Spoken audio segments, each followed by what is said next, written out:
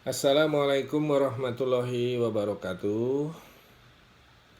Perkenalkan, nama saya Muhammad Yunus Alfian, mahasiswa program Magister Manajemen Universitas Tridinanti Palembang, angkatan tahun 2023, dengan nomor pokok mahasiswa 235041015.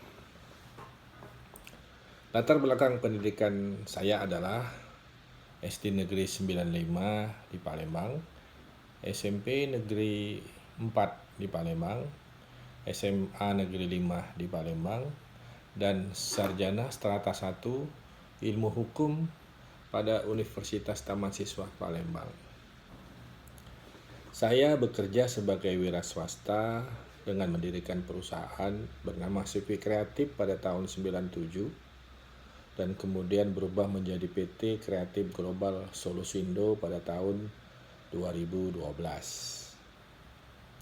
Bapak dan Ibu sekalian, video ini saya buat sebagai tugas akhir semester, sebagai tugas ujian akhir semester pada mata kuliah Sistem Informasi Manajemen dengan dosen pengampu Bapak Dr. Yohan Naftali ST.MT.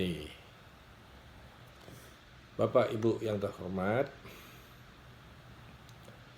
bidang usaha PT Kreatif Global Solusindo yang saya dirikan ini, yang biasa kita singkat dengan PT KGS, adalah melayani permintaan pengadaan dan atau pemasangan perangkat jaringan komputer, PABX, radio komunikasi, CCTV, fire alarm, intrusion alarm, public address, nurse call, serta lightning protection system.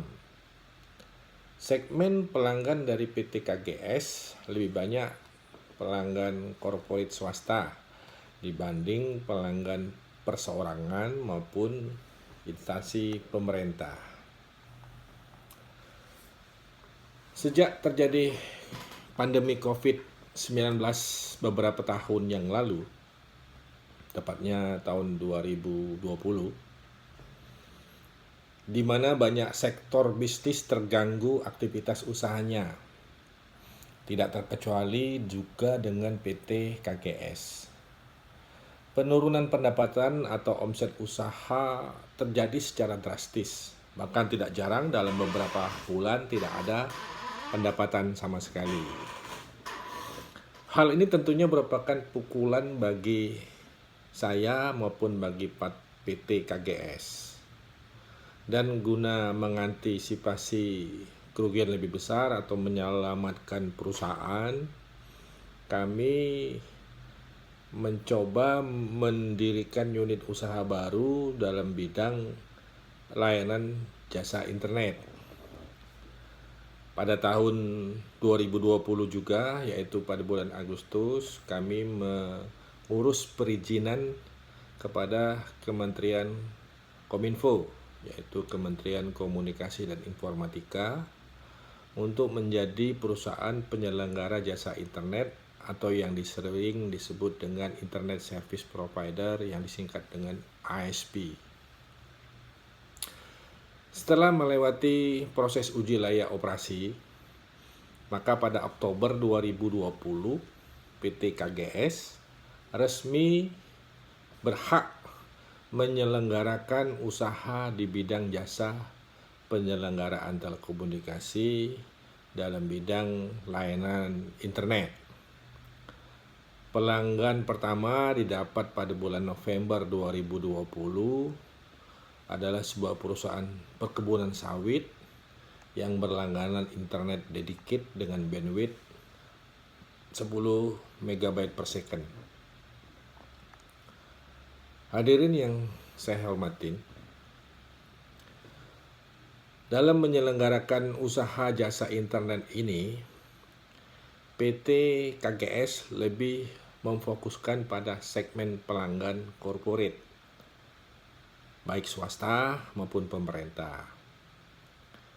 Di awal bisnis berjalan, jumlah pelanggan tentunya masih sangat sedikit. Sehingga dalam pengelolaan manajemen dan administrasi masih menggunakan sistem manual dengan menggunakan perangkat komputer dan aplikasi komputer standar seperti Microsoft Office. Sampai pada tepatnya akhir tahun 2021, jumlah pelanggan internet dari PT KGS tidak lebih dari 10 perusahaan dengan total bandwidth 200 MB per second. Memasuki tahun kedua, yaitu tahun 2022, terdapat penambahan jumlah pelanggan, yaitu 16 perusahaan.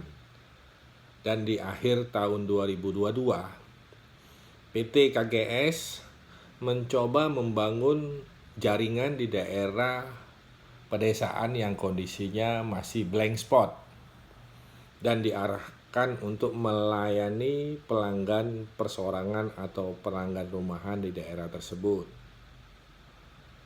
Dan akhirnya jumlah pelanggan terus mengalami peningkatan, baik perseorangan maupun perusahaan. Tapi tetap PT KGS masih memprioritaskan pada pelanggan segmen perusahaan atau corporate. Pada menjelang kuartal terakhir tahun 2023, kebutuhan akan adanya aplikasi pengelolaan data pelanggan dirasakan sudah sangat mendesak. Sering pelanggan yang sudah habis masa kontraknya tidak termonitor oleh administrasi kami. Selain itu, data pembayaran pelanggan juga tidak termonitor langsung. Tidak sedikit pelanggan yang pembayarannya melewati jatuh tempo dan tidak langsung diketahui oleh administrasi kami. Hal lain yang tidak kalah pentingnya, data mengenai perangkat apa saja yang ditempatkan di lokasi pelanggan, rekap pendapatan dan biaya pun tidak bisa serta-merta didapatkan, mengingat harus dihitung dan diinput secara manual. Sehingga hal ini menjadi masalah bagi perusahaan, utamanya dalam manajemen perusahaan. Nah, berdasarkan permasalahan tersebut, maka PT KGS mencoba menerapkan sistem aplikasi pengelolaan data pelanggan secara terpadu. Aplikasi itu didevelop secara custom yang disesuaikan dengan kebutuhan dan pola kerja PT KGS. Dengan aplikasi itu, baik manajemen maupun staf administrasi dapat cepat mengetahui data pelanggan secara lengkap, seperti histori pembayaran, masa kontrak, data perangkat, kapasitas bandwidth, trouble atau gangguan layanan yang pernah terjadi, serta upaya tindakan dalam mengatasi gangguan tersebut, termasuk PIC dari pelanggan, baik yang terkait urusan administrasi, keuangan, maupun teknis. Aplikasi ini juga bisa memberikan notifikasi kepada staf admin atau teknis dan manajemen terkait masa kontrak pelanggan yang akan berakhir, pembayaran dari pelanggan yang mendekat jatuh tempo, masuk jatuh tempo, atau melewati jatuh tempo. Dan juga notifikasi perangkat-perangkat yang terdapat pada pelanggan yang sudah melewati masa garansi. Jadi, dari uraian saya tersebut, dapat kita simpulkan bahwa semakin kompleks tata kelola administrasi jumlah pelanggan yang terus bertambah dari suatu badan usaha, maka kebutuhan dukungan sistem aplikasi makin penting. Sistem aplikasi dapat membantu dalam mengelola manajemen sebuah perusahaan, mempercepat proses pengumpulan data, yang pada akhirnya juga mempercepat pengambilan suatu keputusan penting.